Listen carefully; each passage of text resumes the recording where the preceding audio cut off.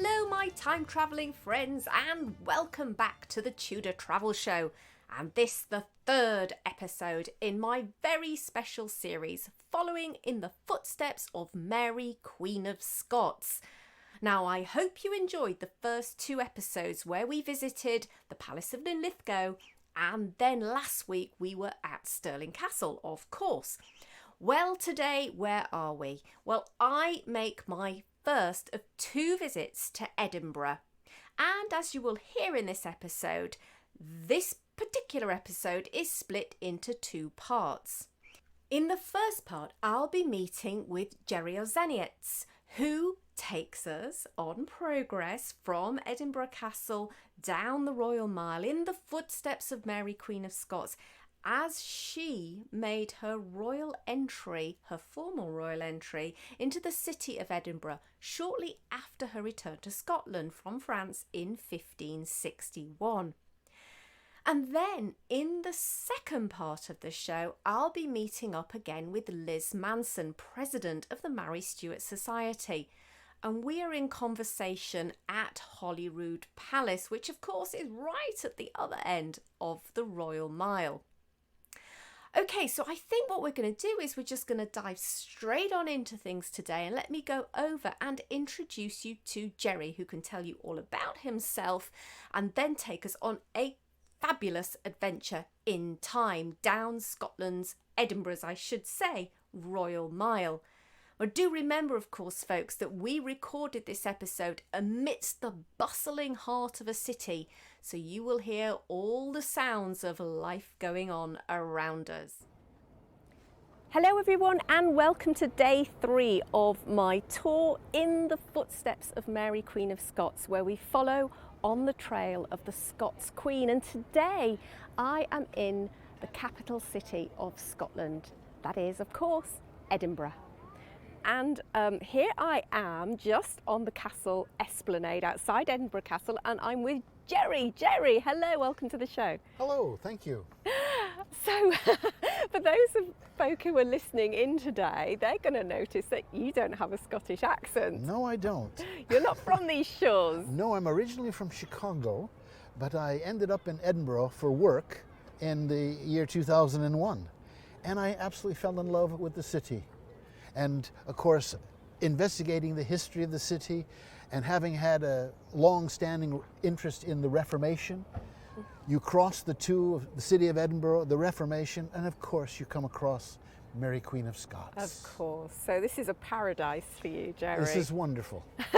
Now, I'm meeting you here because you're a bit of an expert, of course, on Edinburgh, and we're going to go on a journey along the Royal Mile today. But today is a very special day, isn't it? Well, today, yes, is actually the day in 1561 where Mary landed at Leith, returning from France to retake her role as Queen of Scotland, of course, having had the tragic circumstances of her husband having died as King of France, and of course he was also King of Scotland. Yeah, and I understand when she arrived it was quite a misty day, not unlike today in fact. Indeed, apparently even worse. It was apparently very, very rainy and very poor, and of course she was early, so the people were not there ready to receive her, so she had to take refuge in a local home until they could organize horses for her and to be able to come actually up to Holyrood Palace. Well, we kind of had that experience because when we arrived in Scotland on Monday, it was absolutely peeing it down here with the mist and so on and so forth. So yes. I'm feeling very empathetic with her at the moment. Yes, although the festival's not here this year, welcome to the festival weather. Ah, right, okay, I get it. Anyway, so yes.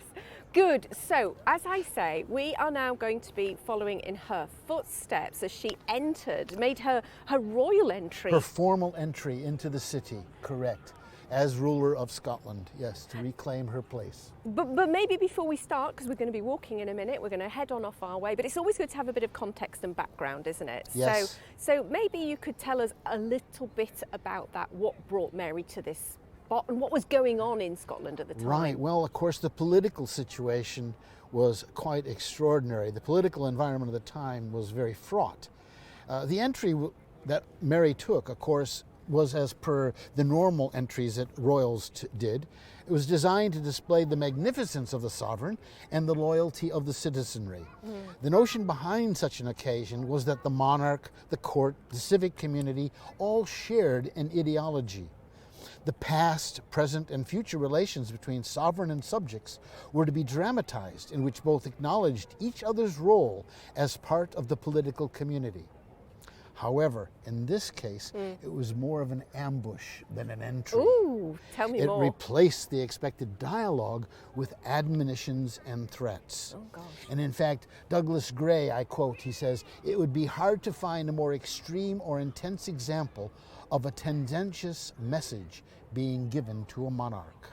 Because she arrived back in difficult religious circumstances. Well, the year didn't before, she? in 1560, the Scots Parliament adopted Protestantism as the official religion of the country. Oh, so it was just a year before, so it wasn't long. No, it wasn't. Oh, okay. And of course, Mary and Francois, as King and Queen of Scotland, had never, of course, given royal assent to such a decree. But again, the thing was such that even the city of Edinburgh cut out the image of St. Giles from its own town flag. Oh gosh, and St. Giles was a Catholic?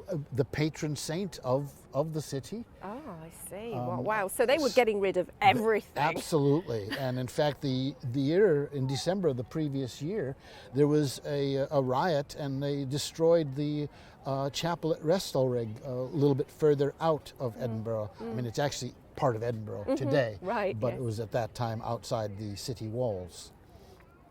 So it was a turbulent time. Mary was just, what, 18 years old when she arrived back? 18, 19? Let me think, 1542, so she was 18, 19. Yeah. So a young woman who'd made quite a courageous, and I often think maybe slightly confusing decision to return to Scotland, because she could have led a very cosseted life in France, but she came to a land that she hadn't known since she was 5 years old, and she was in the midst of all of this turbulence going on. Yes, but interestingly enough, despite the fact that she had left when she was like 5 years old, she had actually still retained her ability to speak Scots.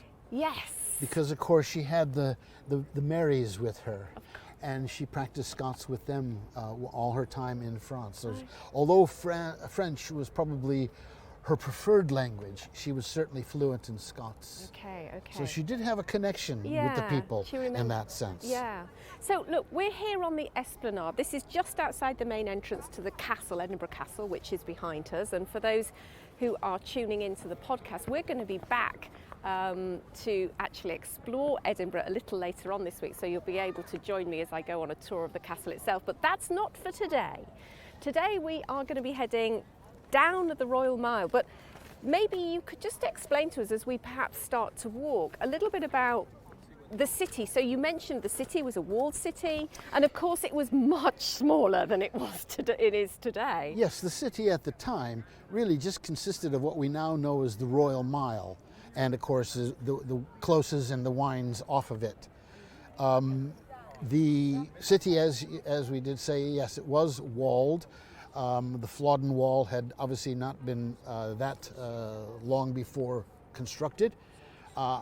North of the castle itself, of course, was what was called the Nor Loch, sort of at that stage probably a bit of a cesspit, but it was there as a defensive measure. It was an artificial lock, and obviously it prevented or meant that they didn't need to build a wall on that side of the city itself. So yes, the city much smaller, much different, and there were fields obviously extending to the north, which is of course where, when Mary had to take the formal route, which was an established route, had been over the centuries, the various royals used it as the entry into the city. She came, of course, from Holyrood Palace, and she came up along what was called the Lang Gate, although now that's roughly where George Street is. Right. And so she came up on horseback, obviously with her entourage, around St. Cuthbert's Church and around to the West Port. And St. Cuthbert the church still survives? It's still here. Yes, it is. Okay, yes. so if people wanted to use that as a landmark, then Absolutely. that could be part of the route. Absolutely. Okay, yes. great. And then to the Westport, which is effectively where the beginning of the grass market is now. Okay, right. So we should. And proceed. was that the beginning of the kind of the formal piece? Yes. That was it. Was the entry was then from the Westport up the West Bow, as it's called. The West Bow doesn't really exist anymore. Part of it still does, but it was really a very steep incline. So Mary would have come in to the city that way. She would have then come into the castle, because before the actual then procession down to the back to the palace, they had lunch. Oh, okay, so they would have been up there at the castle. They would have gone into the Okay, castle and fine. they would have had a fine meal. So we're now really picking up the story as she leaves the castle and does this formal procession. Correct. Back down to Holyrood, I guess. That's right. That's exactly it. And of course, you have to also remember, is at that time, Edinburgh was two royal boroughs. Okay. There was Edinburgh itself, but there was also the Cannon Gate. So the actual procession, although she eventually gets to Holyrood, sort of actually ends at what was then the Netherbow Port, which is, of course, marked by a pub Right. called World's End. Okay. And port, I guess, must have been from gates. Gates, yeah. Port is an entry, yes. Yeah.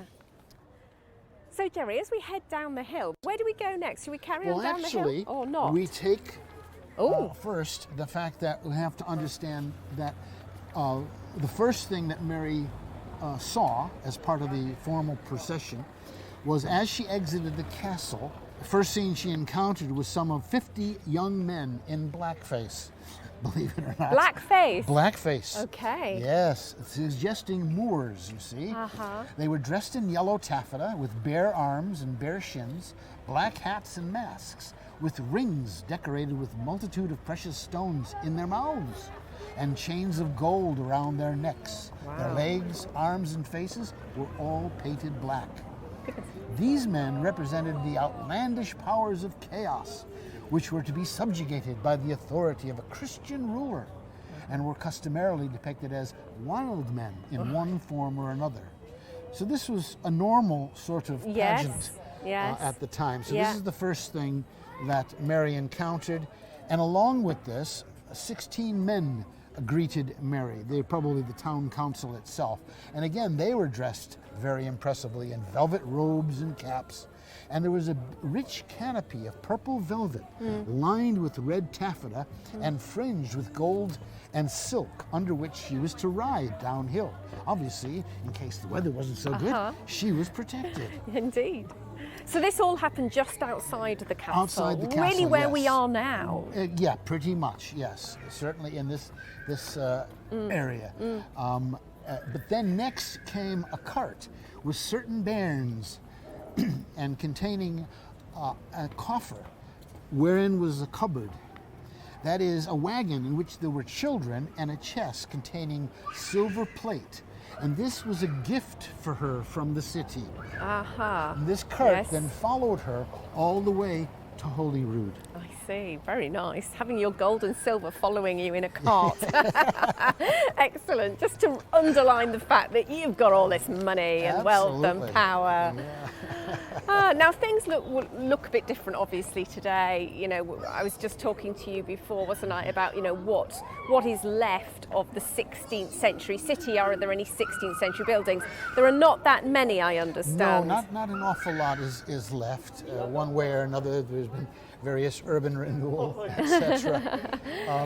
So the kind of the imprint of the road remains, but the buildings that we are largely passing by have been lost and changed over time. Yes, the pathway of the road is pretty much the same as it was at that time, although probably its width varied a bit differently at that time than it is now. What, wider or shorter? Just different places were different. So it's probably narrower at some places than it is now, and all other places it was probably wider. But probably a lot of that was just the fact the way they built. building regulations, I don't think existed. No, I don't suppose there was many of those. Health and safety, etc., non-existent pretty much. To live in those times. That's all I can say. Well, I'm not so sure that we want to sacrifice safety for pageantry. But anyway, so the first stop then the procession made was basically where we've come to now. Okay. Obviously, this was completely different at the time. As I mentioned, the way Mary came up to the castle initially was via the bow, and you'll see over there by this roundabout there's what's called Upper Bow. Yes. So that's roughly where she would have come up originally to go into the castle. Right. Then she would have come back down to here. Now here was a thing called the Buttertron, or a way house. Okay, it was at the top of the straight bow. Now, of course, we see the roundabout, the junction of Castle Hill, Johnson Terrace, and West Bow, and the Lawn Market. The Buttertron was destroyed in 1822 to widen the approach to the castle for the visit of King George IV. Now, I knew he was fat, but I don't think they needed that much room. Here there was an port made of timber in most honourable fashion, colour it with fine colours, hung in with sundry arms, under which some children sang in the most heavenly wise. That is, what there was a colourful timber arch festooned with arms, probably the arms of the town and probably of Mary herself.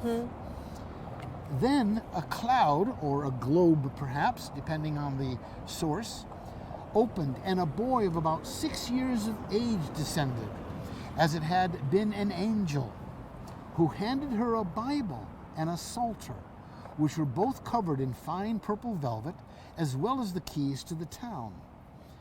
As he recited the following anonymous poem, although we think it might have been written by one William Lauder. Welcome our sovereign, welcome our natural queen, welcome to us your subjects great and small.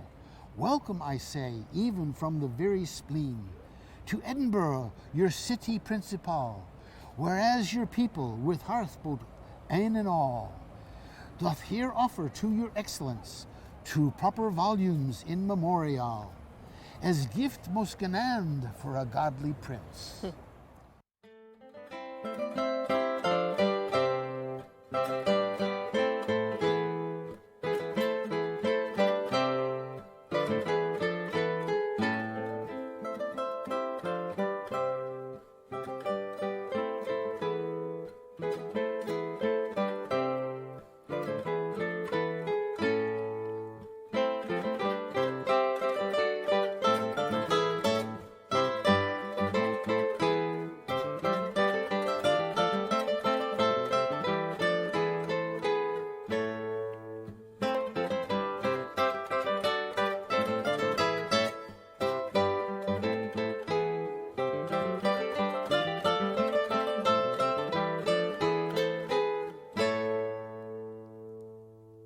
They loved their verses, didn't they? Absolutely. And it was always so obsequious over the top. Of course. However, there is something very significant about this poem. The most significant line is truly translated with faithful diligence. This was decidedly Protestant. Okay, right. Mary would have expected both those books, the Bible and the Psalter, to be in Latin, not in Scots or English. Did she show any reaction to any of this? I mean, yes. Did she? Oh, very much so. Okay. In fact, although one of the sources claims that both of the books were in Scots, it is far more likely that the Bible itself was in English. But the Psalter itself, which was obviously meant to be sung, would have probably been in Scots. As a result, her reaction, she began to frown. Oh, really? And gave it to Arthur Erskine. Oh, right. So she did show a reaction. Oh, so yes. there you go. She understood the symbolism.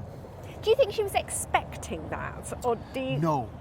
That's why earlier I called this an ambush as opposed to a celebration. They were really trying to impose on her what they thought the religion should be and how it should be practiced. It's very difficult, I think, for us to put ourselves in the mindset of the people of that time and how important religion was. Not only how important it was, but how divided they were in their views of it. Yes. It was really quite extraordinary. Yes, absolutely, yeah. I think it is very hard to put ourselves in their footsteps. We just don't understand, I think, often the power of their conscience, their whole conscience, their whole, everything was bound up in that. So now we're back on the main street, on the Royal Mile. And so again, after they've had the little presentation of the books, they would have proceeded down towards St. Giles. So is this St. Giles? Yes. Aha. Oh, that's pretty, isn't it? Look at the beautiful carving around the doorway. That is very, I mean, that's older than Riddle's Court, of course. Of course. I mean, not all of it, but, various parts. What an unusual... it's an imperial crown. Yes, that's exactly what it looks like. That's what it is, yes. That's what it looks like. Yeah. So you brought me, Jerry, down to St. Giles Church, so tell me about... Although actually what we're having to imagine is what was called the toll booth, which acted as a parliament, as a prison, and various other things. Because here there were two scaffolds set up, one above the other. On the top was a lady representing fortune, and under her were three more women, signifying love, justice, and policy. Policy meaning government. This symbolism would have been obvious to Mary, as well as all those observing the pageant, since understanding imagery was something that was ingrained in a society which had limited access to the written word. That's the thing, again, one of the things trying to get yourself into the mindset of a medieval person is to understand that written things were not their main form of communication. It was imagery, hence why there was all the stained glass, why there was all the statues and paintings and so forth, which of course the Protestants wanted to throw all away. But there you go. No, but you're right. I mean, they were very good at reading symbolism into things, placing symbolism into paintings and so on. So this place was a regular stop on the royal procession. Correct. Yeah, the toll booth. Okay. And can you tell us anything about the church? Because it is a beautiful church. So, how long has this been here? For as long as I think anybody knows. I mean, there has been a church, not probably in this form, but from a very, very long time ago.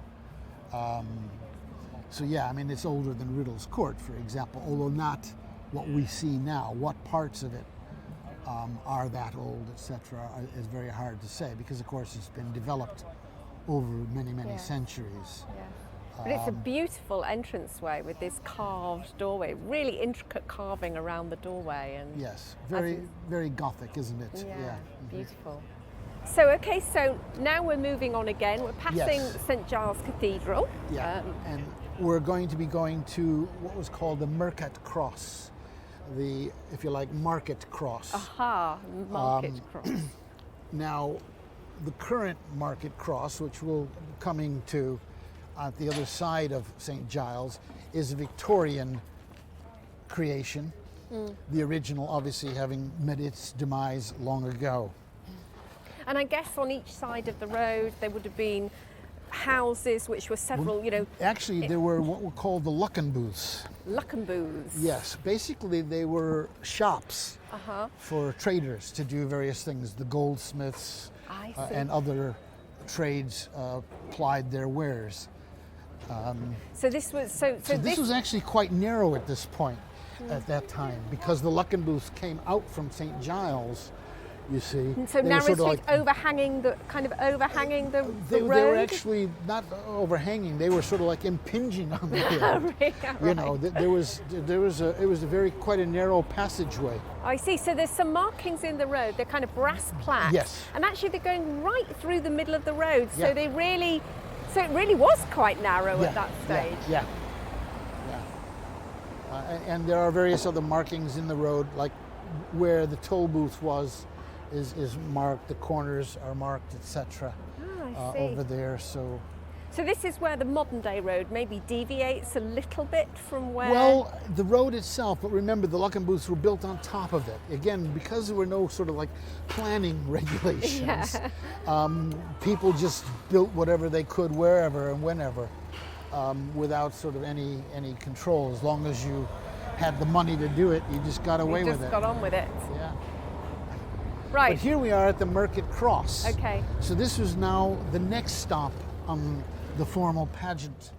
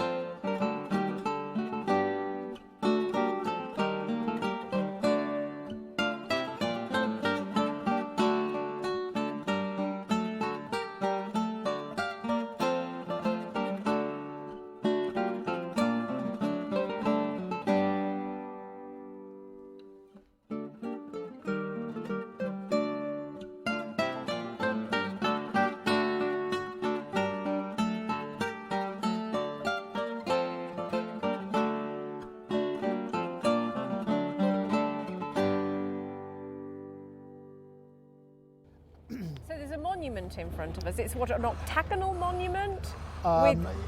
Yes. Maybe? Yes, it is. It with is some octagonal. beautiful heraldic symbols, and then a post with a unicorn and the Scottish flag sitting atop of that. Yeah, like I say, this is actually a Victorian creation. The original Market Cross long ago disappeared. But there has been a Market Cross roughly in this location, probably not quite here. I'm sure it's been... Are there any contemporary drawings of it? Do we know what the original looked like? I'm not aware, that doesn't mean they don't exist, Yes. of any contemporary illustrations of the Market Cross at the time. But it wouldn't have been that different from what it is now. But the interesting thing is, again, here in the Mary's procession, there was standed 4 fair virgins, clad in maist heavenly clething, and where wine flowed freely from a fountain. Toasts were drunk and glasses were smashed. The 4 fair ladies most probably represented the 4 cardinal virtues of fortitude, prudence, temperance, and justice, intended as an encouragement to live up to an idealized image of rulership. Yes. So that was fine. Yes. Nothing too contentious. No, nothing there. contentious at No, all there. yeah. That was quite good. Okay, good. But again, from then after they did that, we would progressed proceed again. further. How far are we? Just to give people a sense of distance, how far have we come along the procession route, and how far are we along the Royal Mile? Around, in terms of the Royal Mile, we're not even halfway, because the Royal Mile, like I say, was split between Canongate and Edinburgh itself. But in terms of the procession, we're probably about halfway. So we're probably a quarter of the way down the Royal Mile. Yeah, because one of the things we were just chatting over a coffee, and one of the things that's just clicked for me is that Holyrood actually wasn't in Edinburgh. It wasn't within the city walls. It was Correct. a pleasure palace outside of the city walls. Absolutely. So the procession went through the city, and then once she'd finished, then she went on to Holyrood, but that wasn't the official procession. No, again, remember that Holyrood was originally an abbey. It wasn't a palace. It became a palace later. It was David I that established Holyrood Abbey, and of course split. It's still a mystery as to why he would have split the area here into 2 royal boroughs. That is very, very mysterious. It's unprecedented anywhere else. Interesting. So nobody knows.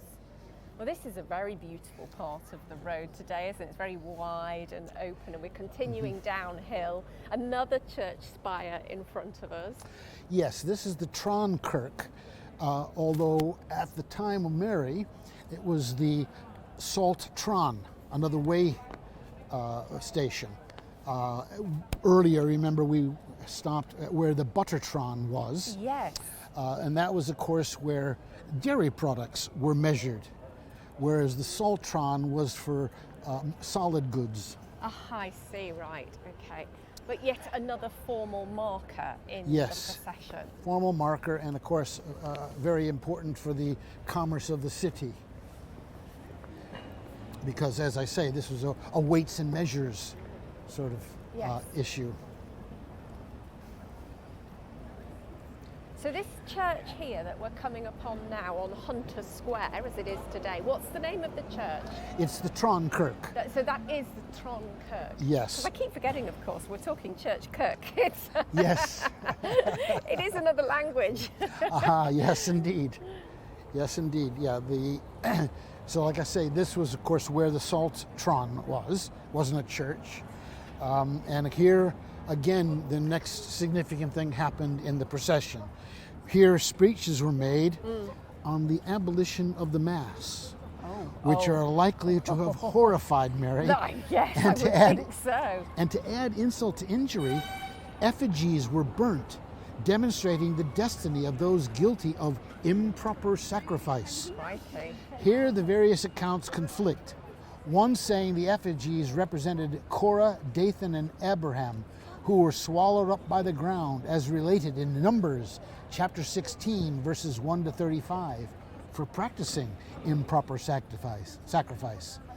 They had opposed Moses and were punished accordingly. Another account relates that an effigy of a priest in his vestments about to say Mass was thrown on the fire. But another states that this was actually prevented by the Earl of Huntly, one of Mary's staunch supporters and a Catholic. So much for Mary's policy of tolerance. Crikey, yes. My own deduction is that it was intended that 4 effigies were to be burnt, associating the rebels of Numbers with Catholic priests. But the last effigy was not actually burnt because it was prevented by Huntly. Right. So again, talk about an insult to Yeah, so Mary. we've come from the very pleasant, the drinking of the wine Yes. and the virtues of femininity probably, to this shocking. Yeah. She must have been horrified. Yeah. I guess maybe this is when it first really hit home as to just how tricky things were going to be. So from the Saltron, the procession proceeded to the Netherbow Port, where Mary finally left the city.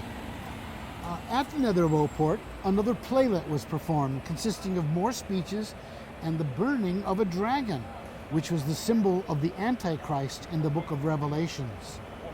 This was probably another Protestant dig, since the Pope was seen as the Antichrist. Goodness me, they were relentless, weren't they? They were, At very trying to much. ram home the message. Poor woman. Yes, indeed. Yes. So you were saying that Netherbow Port was the final gate. It was east facing, and once you left that gate, then you'd left the city of Edinburgh. Correct. Okay. Correct. The Royal Borough of Edinburgh. You left. And- Although, of course, the procession proceeded, the people kept following her all the way down to Holyrood, because it was at Holyrood where she finally accepted properly, formally, the gift of silver plate that had presented to Right. her way back at the castle, Okay. that had followed her all the way down in the cart. Yeah, and I bet she was quite relieved to get inside and have a stiff drink after all Yes. of that. Yes, I think she did this before seeking Protestant. solace in her own company of Oh, Holyroodhouse. I thought so. Yes. Can you imagine the conversation she must have had? Goodness me. Yes. So that really brings us to the end, doesn't it, of Mary's progress through the city of Edinburgh. Yes, the formal entry of the monarch into the city. But you can actually see the brass markings, can't you, of the Netherbow Port? One of the things the city of Edinburgh has done is to have marked out various significant historical architecture that, of course, no longer physically exists but is remembered. Yeah. So you can see it just at the crossroads of what, Geoffrey Street Geoffrey and Street this, and, the well, Royal the Royal Mile, Mile, basically. You correct. can see those brass Yes. markings in the road. Well, I just wanted to thank you then for taking us on this tour today and sharing all your local knowledge with us as Mary's progress through Edinburgh. Thank you so much, Jerry. You're absolutely welcome, and I hope people have enjoyed it, and I hope they come and enjoy the city. Thank you very much. I'm sure that they will.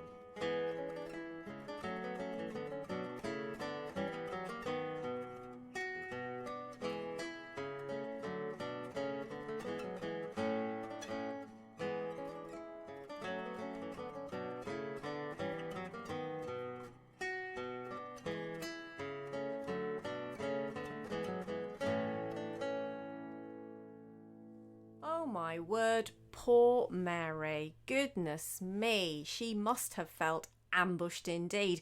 And goodness only knows what conversations were held as she made her way back to her palace of Holyrood. Now, Holyrood, of course, as you heard in that conversation with Jerry, was well outside the city walls of Edinburgh, surrounded by pleasant park. And as it is today, sitting beneath the very imposing landmark of Arthur's Seat. It is, in fact, even today, a very beautiful spot. And it does feel very different to being in the heart of Edinburgh, just outside of Edinburgh Castle. And that's where we're going to go next. So we made our way along the Royal Mile and down towards Holyrood Palace, where I linked up once more with Liz Manson. Because, of course, as we heard in an earlier podcast, Holyrood was perhaps Mary's most favoured royal residence. And yet it was also the scene of one of the most horrific events to happen to Mary during her lifetime. Now, unfortunately, we weren't allowed to record whilst in the palace, so Liz and I went on our tour together and then found a rather comfortable place to sit down and muse over everything that we had just seen and talk about indeed some of the happy times and some of the tragedy that Mary experienced whilst at Holyrood. So let's go over right now and link up with Liz as we take tea in the palace's cafe courtyard. And so yes, my friends, you will of course hear the sounds of life and tea drinking going on around us. So hello everyone, and welcome once more to the next podcast in my In the Footsteps of Mary, Queen of Scots series for the month of September. And it is day 4 of my travels on the Trail of Mary, and I'm back in Edinburgh, and this time at probably one of the most significant locations associated with Mary's life, and that is the Palace of Holyrood. And I'm delighted to welcome back to the show President of the Marie Stuart Society, Liz Manson. Hello again, Liz. Hello, delighted to be here sitting in the sunshine. Having a cup of tea. Having a cup of tea.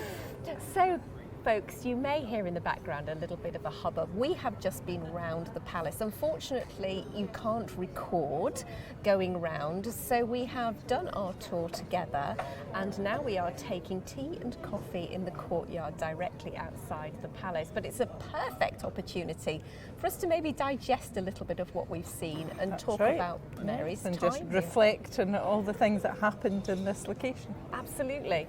So, as listeners would probably know, I always like to have a little bit of context to start, and I'm interested in places. So obviously Holyrood has been long associated with Scottish royalty, but can you tell us a little bit about how it became a royal palace? Well, it started off as a church, the Church of the Holyrood, King David I in the 1300s, so it's been very well established.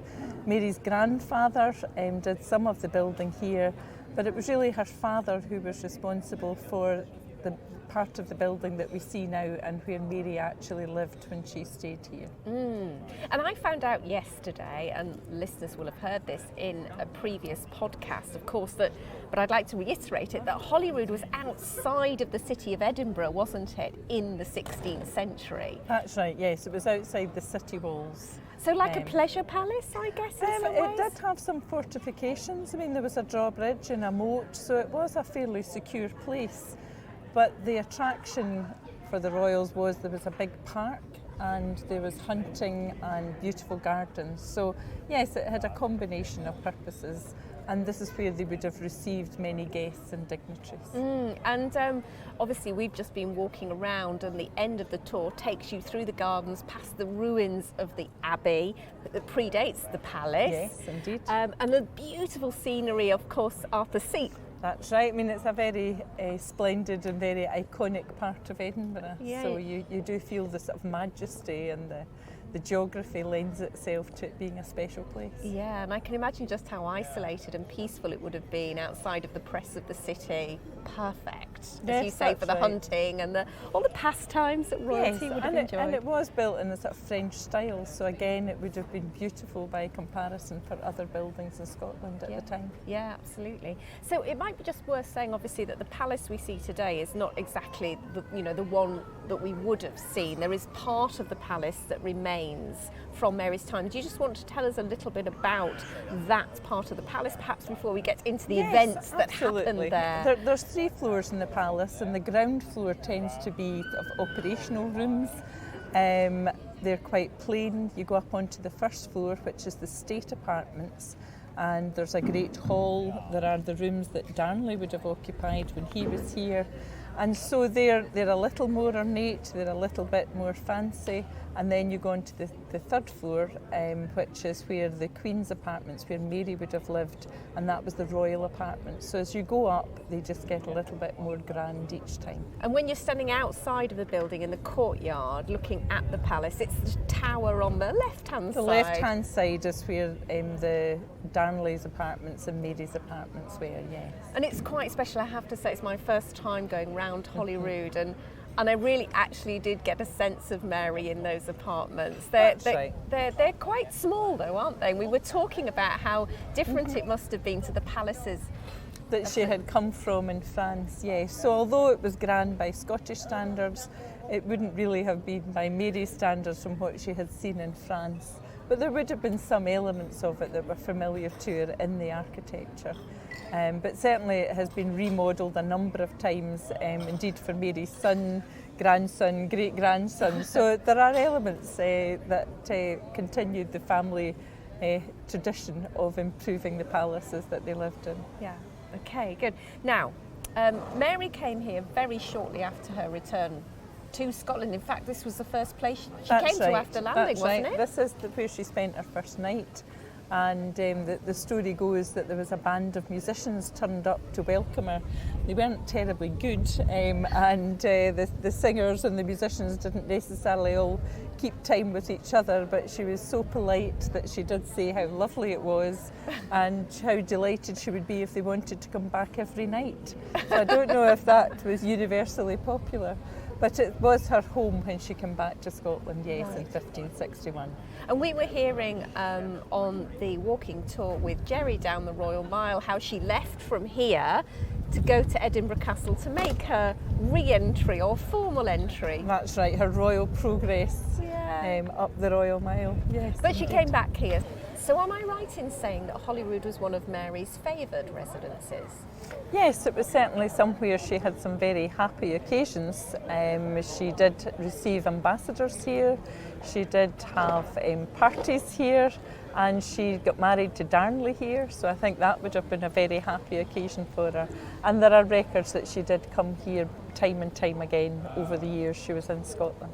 Now, Darnley. Now, we skipped over this subject a little bit when we were talking at Stirling Castle, but he's such a central character in Mary's story. I think now is time to talk about Henry, Lord Darnley. So, yeah, maybe you could tell us about how that all came about. I think we talked a little bit about it, about Stirling, but what happened after Mary fell in love with Darnley and what transpired here at Holyrood?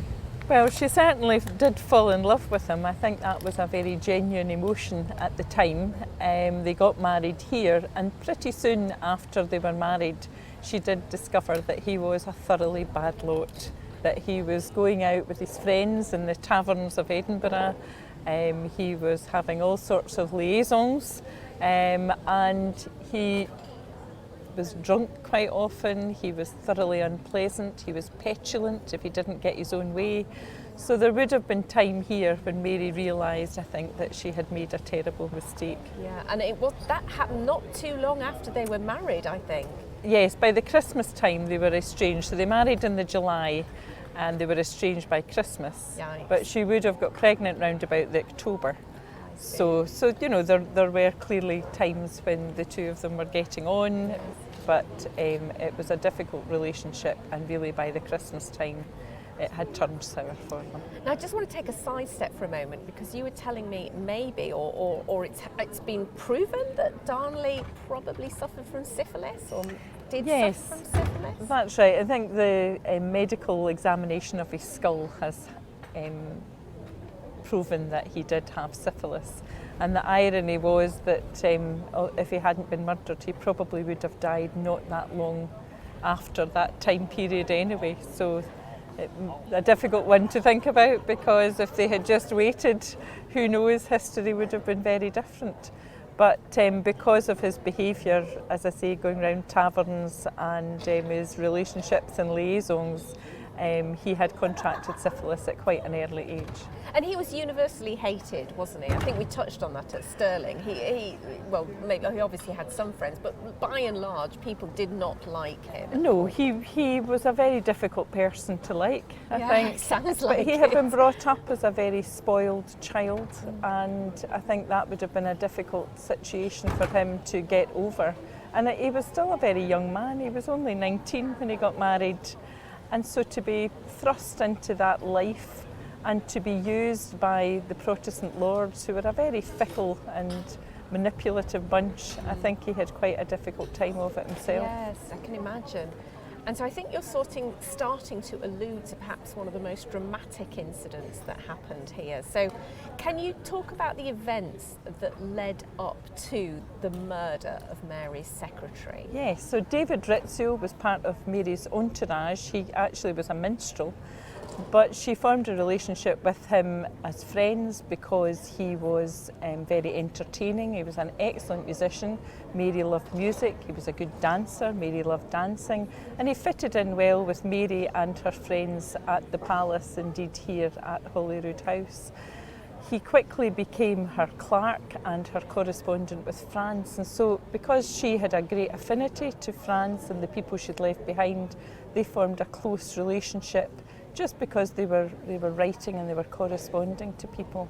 So I think it was a genuine friendship as well as a business relationship, but that caused a lot of jealousy and distrust amongst the Protestant lords and indeed Darnley himself. There was a suggestion that Darnley and Rizzio had a relationship at one point, so there was maybe even a bit of jealousy in Darnley's part as well of Mary's closeness with David Rizzio. And so the lords decided that Rizzio had to go. And so what happened? Because they drew Darnley into this plot, even though they didn't really care for him, they used him essentially, That's didn't right. they? They absolutely used him. They preyed upon his suspicions and his insecurities, and Darnley allowed them to use his apartments to get access to Mary's private apartments, where they threatened Darnley in front of Mary. Mary was unable to protect Rizzio, and they dragged him into the next room and they stabbed him about 56, 57 times. Because when you go around the palace, as you say, that you get into that tower and you're in Darnley's apartments first, and then you go up a flight of a small winding staircase. So that's how they accessed Mary's. That's right, Mary's private chambers. I felt quite an energy in that staircase. Yes, actually. and it all feels very stealth-like and malevolent, I think, doesn't it? And so Darnley burst in, didn't he, at the head of the... Yes, they burst in, and a number of them dragged Rizzio, as I say, into the next room where they stabbed him. Mary was threatened with a gun held against her belly. She was 6 months pregnant at the time, and so to be able to survive that dreadful incident. And was it Darnley who was holding that? No, that was one of the other Protestant lords who was doing that. Right, okay. But they made sure that Darnley was involved in the stabbing so that he was part well of implicated that. Yes. in it. And then this incredible thing happens, which I still haven't quite got my head around, so maybe you can explain it to me, maybe not. But Mary then escapes, but with Darnley. She's managed to turn him around somehow. Yes, I can't explain that. It just demonstrates Mary's persuasive skills and her quick thinking, because again, just having witnessed a murder, a very violent murder of someone so close to her, there was clearly a threat for her. So to have the presence of mind to work out how you get out of Holyrood Palace, where she was guarded, and persuade Darnley to go with her. She really was an incredible person to have to work out how to do that. Do we have any idea what the Confederate Lords had in mind, you know, immediately after that event? Because as you say, she was kind of imprisoned in Holyrood. Do we have any idea what they were planning to do from that point? I think power was clearly an element, and had Mary suffered a miscarriage, had she collapsed perhaps herself, they had Darnley in their thrall, and he could be King of Scotland legally, and so they would have controlled Scotland through him. Right, okay. But escape she did. So where did they go to? And what they rode to Dunbar Castle, and again, 6 months pregnant, she rode all these miles to Dunbar Castle, and she must have been in shock. It's in East Lothian, so it's possibly maybe about 20 miles away. Okay. Wow. Something like that, you know, at night. I mean, and again, not just strength of character, but personal strength and fortitude to be able to get on a horse and ride to freedom, then that is an amazing thing to have done.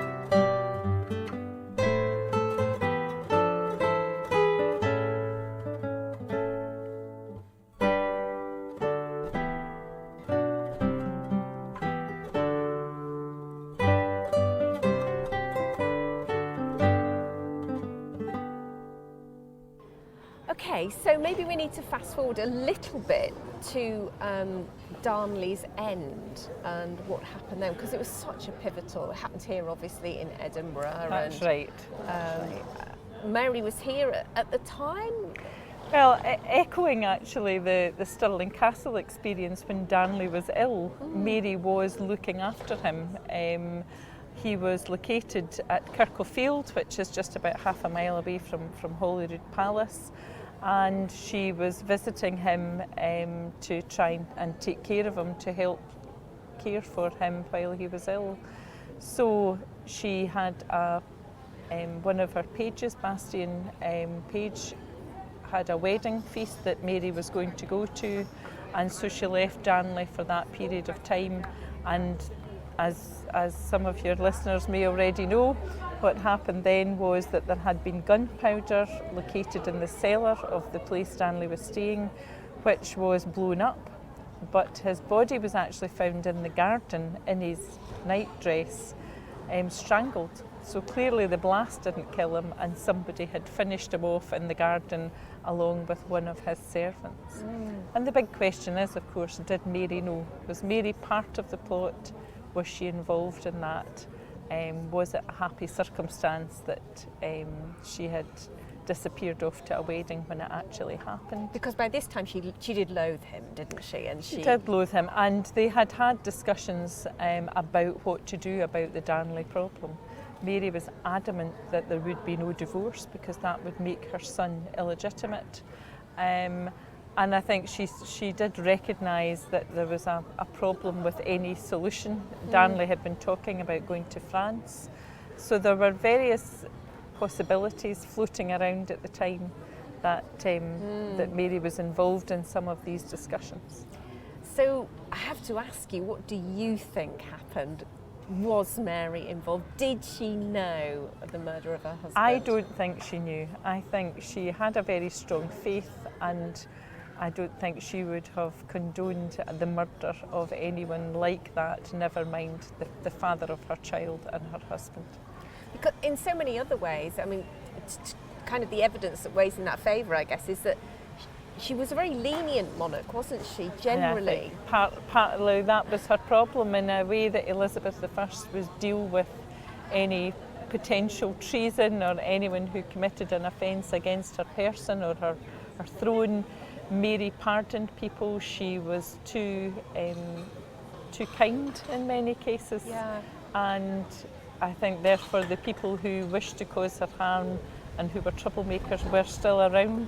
Yes. In her court and in her land in a way that they weren't in England. Because as you said, as we were walking around and talking about this very incident, she even pardoned the people who murdered her secretary, David Rizzio, didn't she? That's right, who she had seen with her own eyes being part of that.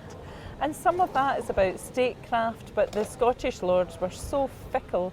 They changed from side to side depending on their own power base, depending on their own family relationships, that she really didn't have anyone she could rely on 100%.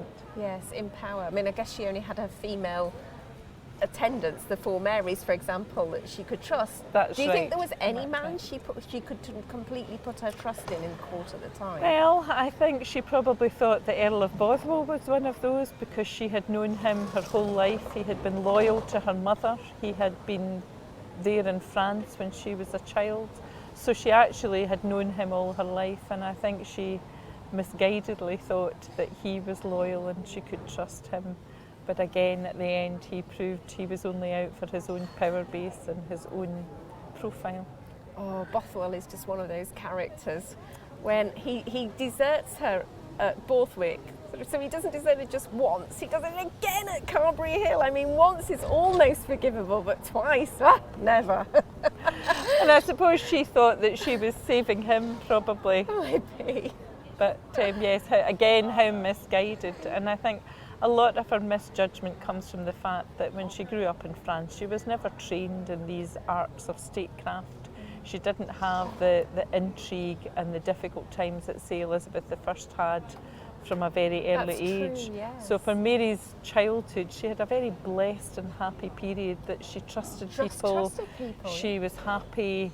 She had a very stable life, and therefore she was completely ill-equipped for the turmoil that was Scotland in that period. That's a really good point, isn't it? Because when you do think about it, of course, Elizabeth had to navigate such difficult, turbulent waters right through from being, an infant, really. So she had been steeped in that. Yes, and I think Elizabeth's advisors were absolutely committed to England and the safety of the realm in a way that Mary did not have people who were really truly interested in Scotland. They were all interested in their own families, their own money, their own lands. Both of those points I think are really important to understand the context of Mary's story and just why things went so disastrously wrong, or certainly part of the reason.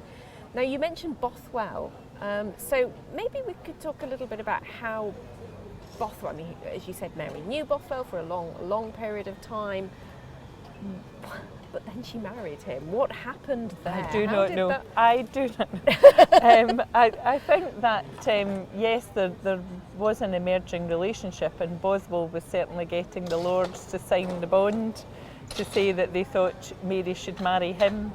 And then there was the famous scene where she was captured and taken back to his castle.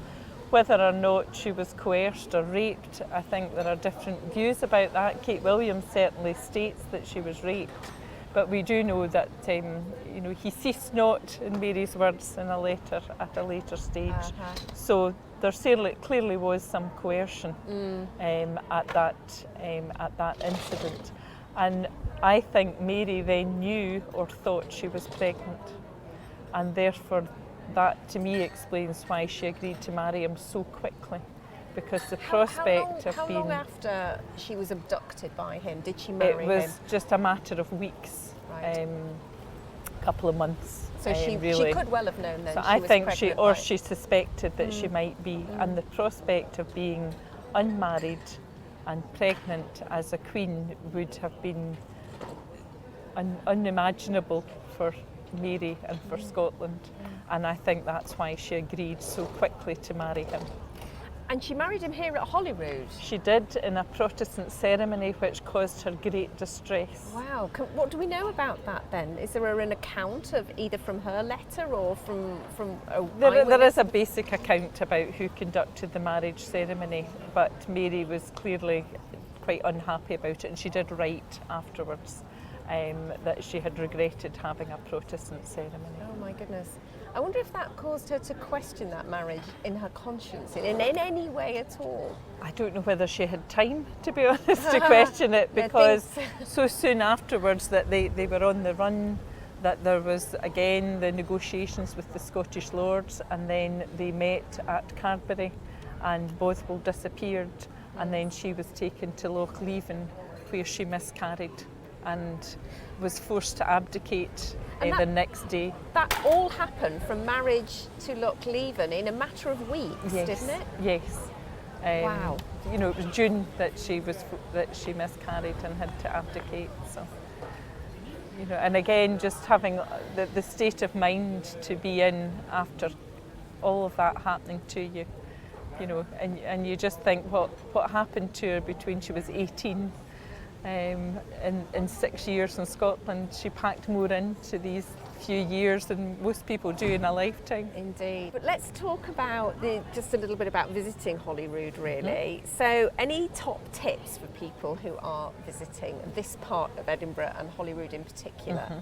Well, I'm bound to say, obviously, the Mary Queen of Scots apartments.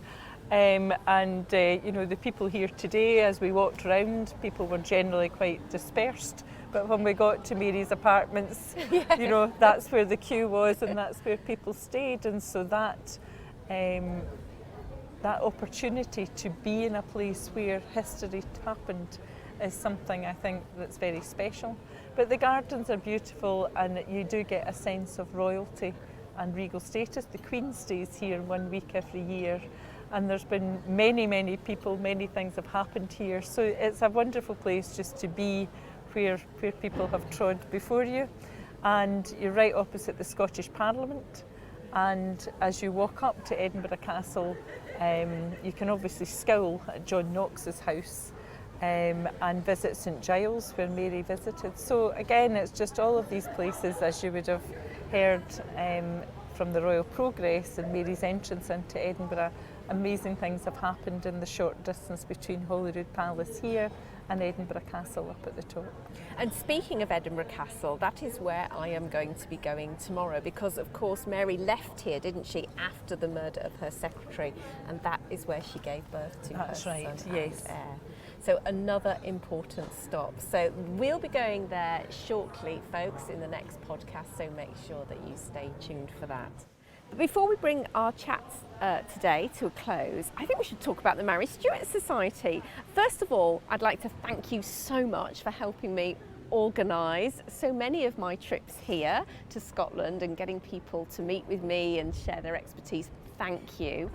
Now, there may be people, though, who are listening who've never heard of the Marie Stuart Society or indeed would like to know more. So who are you and what do you do? So we are formed in 1992 to mark the 450th anniversary of Mary's birth, and we've got members from around the world, much as your listeners and viewers are from different countries around the world. We have members in Australia, America, Brazil and many places in Europe, but mostly certainly in the UK. And we have events and visits to places of Marian interest. We're interested not just in Mary herself, but in her life and times, because there's so much in that period of history, the Scottish Reformation, advances in universities, in education and learning, in the infrastructure, in food. So there's so much to think about and to be interested in that we like to cover the whole range. And I think we would always make the point, we're not a fan club. Although obviously we admire some of Mary's qualities, as we've talked about, her fortitude, her compassion, her interest in people, but also we are interested in how the decisions that she made and what went wrong and what ifs is another part of our discussions. We have a journal that we publish which contains sort of academic information as well as members' views and their visits to places. We've got a project just now where we're trying to record all the places where people see anything at all of Mary, because her image crops up in many weird and wonderful places. And we're also supporting, we put plaques up in key places where Mary was. We have the statue at Linlithgow that I think you've already visited. Yes. And we're also supporting the Glasgow University project about the memorialisation of Mary. So we have a number of different activities that we do, and we're called the Marie Stuart Society because that's what Mary called herself. She wrote Marie Stuart, that was how she signed her name. She's better known here, of course, as Mary Queen of Scots, but we do want to honour what she called herself, and that's why we're the Marie Stuart Society. But to make it accessible, our website is maryqueenofscots.co.uk. Excellent. Very reasonable membership rates, of course, and we do write to members as well as the journal, just with snippets about Mary in the news and things of interest. That's wonderful. So if people want to join, what should they do? Just go onto the website and you'll get all the details there. That's wonderful. Well, thank you so much. Not at all. Delighted to be part of this event. Well, all that remains for me to say is thank you so much for joining us both at Stirling and here today at Holyrood. It was been lovely to walk around with you and see Mary's apartments and to talk to you about her life. Thank you, Liz. Great. Not at all. You're very welcome. It's been most enjoyable.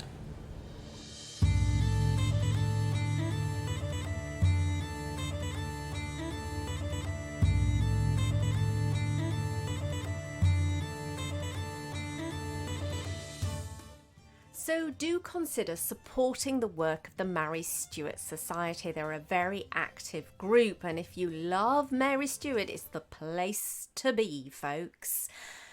Well, with that, I just want to thank both Jerry and Liz for giving of their time and their passion and their love for Mary to meet with me in Edinburgh and take us on our tour of the Royal Mile and of Holyrood, and to share the reflections of some, as I say, some of the most dramatic events in Mary's life. Okay, well, that's the end of our episode today. We just have one more left. And next week, in fact, I'll be returning to Edinburgh, this time to tour the castle. Of course, the castle is most famous as the place in which Mary fled to following the murder of David Rizzio, and where she gave birth to her son and heir. And we will be getting a very exclusive peek into Mary's bedchamber, so don't miss out. And in fact, even more of a reason to tune in is that we will be having an audience with Her Majesty herself. Yes, my friends, Mary, Queen of Scots, granted me an audience where I could put some of the most challenging questions to her, and you will hear how I was firmly put in my place. Don't miss out, folks. That's coming next week. Keep a lookout. It will be dropped next Saturday and will conclude our In the Footsteps of Mary, Queen of Scots season.